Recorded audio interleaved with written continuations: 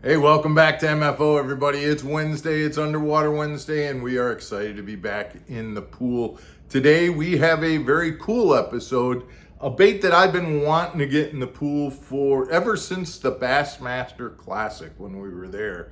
And it is the Sense Panorama. Look at that big bait. That is a 6.5-inch bait, and it's a real good looking bait. And one that ever since I saw it at the Classic, I was like, man, I gotta try that out. I wanna see what it looks like in the pool. But I gotta tell you, some of the things that I've been hearing about this bait have made me kind of skeptical.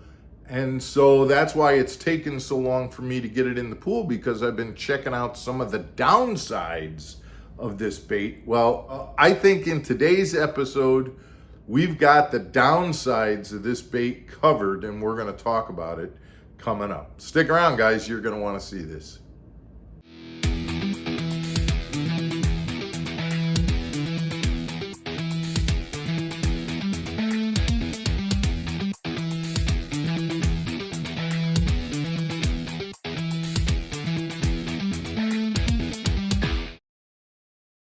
Welcome back to MFO, everybody. I'm Mark Fisher, and we appreciate you tuning in. Thank you so much every day that you guys tune in, that you subscribe, that you send comments, hit that like button. Thank you so much, and we hope that if you aren't a subscriber, that you would subscribe to the channel. Let's talk about the Panorama from Sense. Number one, guys, I'm going to jump right into it because there are some downsides to this bait. It is an expensive bait. Okay, it is on the upside. It is a very, as you can tell, a very realistic looking bait, and one that in a clear water situation can call fish from a long way away.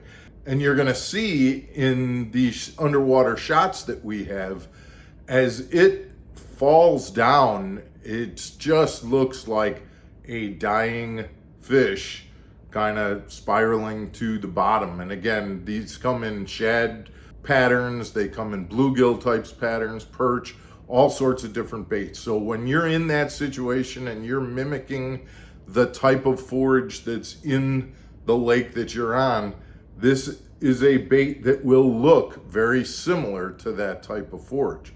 So plus side, very realistic looking. Downside, expensive. And with that expense comes the, man, I want to get some use out of this bait. I don't want this bait to be a one fish kind of bait and then I got to put another one on. Literally, these come out to about $1.50 a piece. So it's a pretty expensive bait. And as you're looking at this, realistic in the water, whether it be as it flutters down, whether it be as it kicks off the bottom.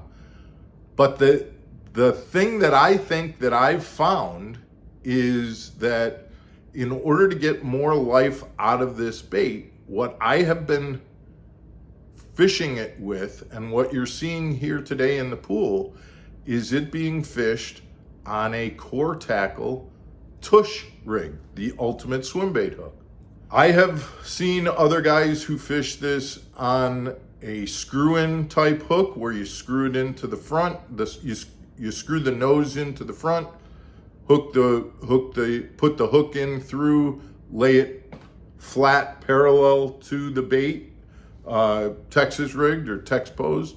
And I've also seen where that tears the bait immediately. I've seen it fished on a wobble head type of a jig, on a shaky head type of a jig, same kind of thing. In those situations, people are saying that they get 1, 2, maybe 3 fish off of a bait before that nose tears and you're needing to exchange baits.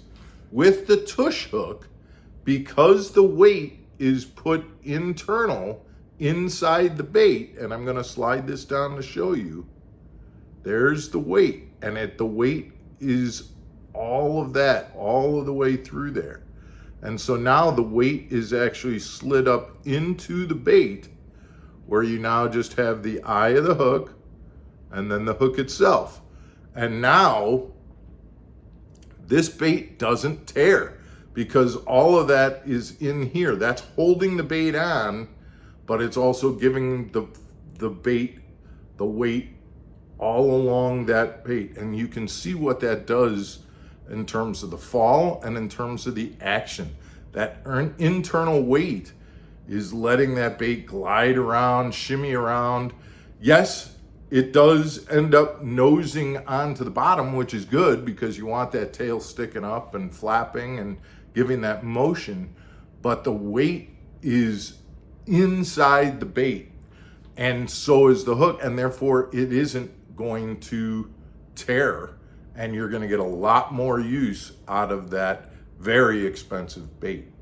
The hook that I'm using here in the pool is the 1/4 ounce 7/0 hook from Core Tackle, the ultimate swim bait hook.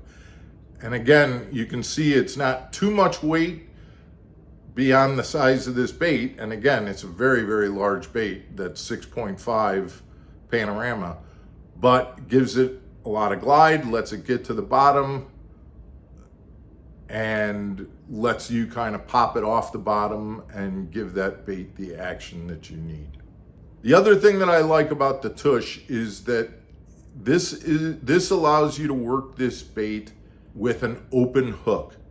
And again, I think that there's a lot of situations where this is an open water type of presentation. You're not going to be necessarily fishing this in a lot of debris and things like that. You don't have to worry about the open hook, but because the bait is so large, I think that the open hook that the TUSH gives you is exactly what you need in this situation. With such a big bait, you want to have that fish be able to get the hook and not worry about all of this plastic interfering with your hook sets. So I prefer to use the TUSH hook where you've got that open hook as opposed to having that hook buried in a lot of plastic with this type of presentation. So guys, like I said, the Panorama is one that a lot of guys are going gaga over because of the fact that it just looks so good. But a lot of guys are avoiding buying it because it's so expensive. And boy, I tell you what, paying $1.50 for every fish that you hook is kind of on the pricey side. But if you pair it up with a Core Tackle TUSH rig, specifically again, this is the 1/4 ounce 7/0. Now you've got a situation where you can throw this bait and this bait will last a long time with that rig and really get the action that you saw here in the pool today. Guys, we appreciate you tuning in. As always, thanks again. Don't forget to hit that subscribe button if you haven't already. Send your comments. We appreciate that. We'll be back tomorrow for another episode of Mark Fisher Outdoors. Take care, everybody.